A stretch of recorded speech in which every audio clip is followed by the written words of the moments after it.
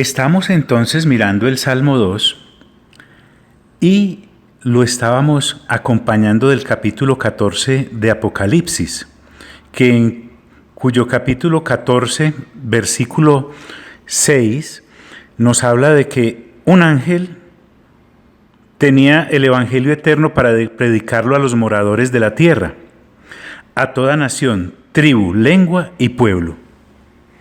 El evangelio entonces es para predicárselo a los hombres que moran en la tierra en aquella época gloriosa en la que el Señor Jesucristo vendrá a establecerse y a gobernar, como las Sagradas Escrituras lo van a mostrar y lo vienen mostrando.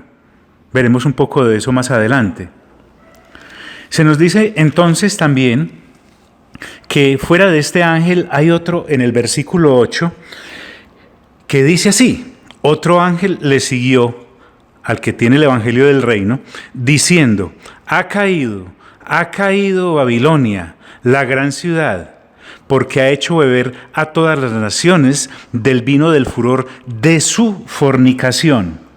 Viene entonces el ajuste de cuentas con esta Babilonia narrada en el libro de Apocalipsis.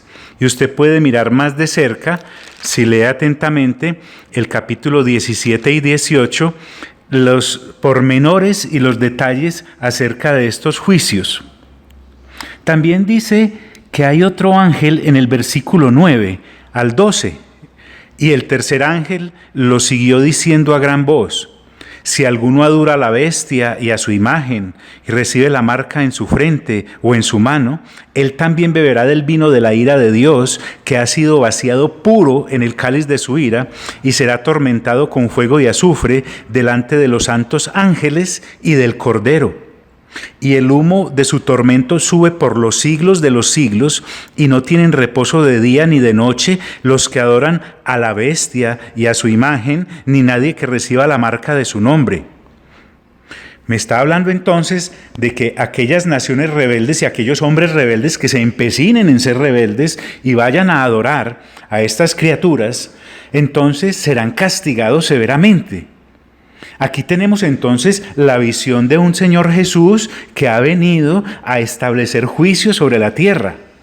Pero también en medio de esa situación hay un aliciente para los que creemos y para los que creen.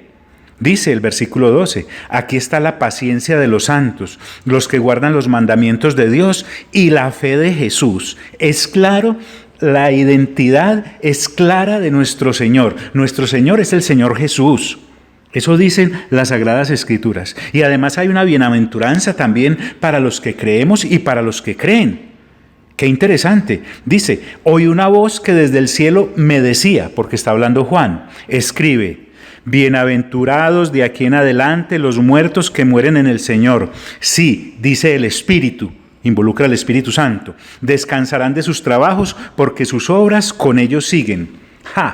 Entonces también hay un aliciente de bienaventuranza para aquellos que, no aceptando la marca de esa bestia, que no aceptando el gobierno de esos insurrectos, que no aceptando la depravación en que la rebelión del ser humano caído insiste, la bienaventuranza para él es tranquilo, para ella es la bienaventuranza tranquila. Así mueran las obras, es decir, la fe que ustedes han depositado en el Señor Jesús, la fe que ustedes han depositado siguiendo y obedeciendo por su nueva naturaleza los mandamientos que el Padre ha establecido, los acompañarán aún después de la muerte. Ahí recordamos entonces lo que se nos dijo en los evangelios: aquel que me reconozca delante de los hombres, yo le reconoceré delante de mi Padre y de sus santos ángeles. Así como acá, aquellos que no lo reconocieron y aún se rebelan y siguen empecinados en esa rebelión, serán lanzados a un tormento y lo verán los ángeles y lo verá el Cordero. Y además Juan tiene en esta observación gloriosa que se le está permitiendo tener, en el versículo 14, jamás se olvide de este versículo, está en el capítulo 14 y es el versículo 14, grábeselo así, 14:14, dice Juan: miré y he aquí una nube blanca, y sobre la nube uno sentado semejante al Hijo del Hombre, nuestro buen Señor Jesús, que tenía en la cabeza una corona de oro, porque efectivamente gobierna. Mira que no viene en un burrito, no está con la toalla atada a la cintura para servir. Tiene una corona sobre su cabeza y es de oro. ¿Por qué? Porque gobierna. Y además dice la Escritura, y en la mano tiene una hoz aguda. Cuando tiene esa visión Juan, dice el versículo 15, y del templo salió otro ángel, evidentemente del templo que está en los cielos, en el que habita nuestro Padre. Y del templo salió otro ángel clamando a gran voz al que estaba sentado sobre la nube: mete la hoz y ciega, porque la hora de cegar ha llegado, pues la mies de la tierra está madura. ¿Y saben qué hace el que está sentado en la nube con esa corona de oro en la cabeza? Dice el 16. Y el que estaba sentado sobre la nube metió la hoz en la tierra y la tierra fue cegada. Hay un recoger entonces allí de parte del que está sentado en la nube. Él mete la hoz y esa mies es recogida. ¿Por qué? Porque la mies está madura. Nuestro buen Padre entonces no se ha guardado ningún secreto para con nosotros sus hijos. Pero la cosa no para ahí. Dice el 14:17, salió otro ángel del templo que está en el cielo teniendo también una hoz aguda. Ya en este caso es un ángel con una hoz. No es el Hijo del Hombre o semejante al que está el semejante a él que está sentado allí en la nube. No. Ahora es un ángel con otra hoz. Y dice la Escritura, y salió otro ángel del templo que está en medio del cielo, que está en el cielo, teniendo también una hoz aguda. Y salió del altar otro ángel que tenía poder sobre el fuego, y llamó a gran voz al que tenía la hoz aguda, diciendo: mete tu hoz aguda y vendimia los racimos de la tierra, porque sus uvas están maduras. Dice la Escritura entonces de manera clara, versículo 19, y el ángel arrojó su hoz a la tierra y vendimió la viña de la tierra y echó las uvas en el gran lagar de la ira de Dios. Y fue pisado el lagar fuera de la ciudad, y del lagar salió sangre hasta los frenos de los caballos por 1,600 estadios. Esos son kilómetros de kilómetros. Y nos recuerda el eco que trae de Isaías 63:3 y cuando nuevamente en Apocalipsis 19:15 vuelve a hablarse de este asunto.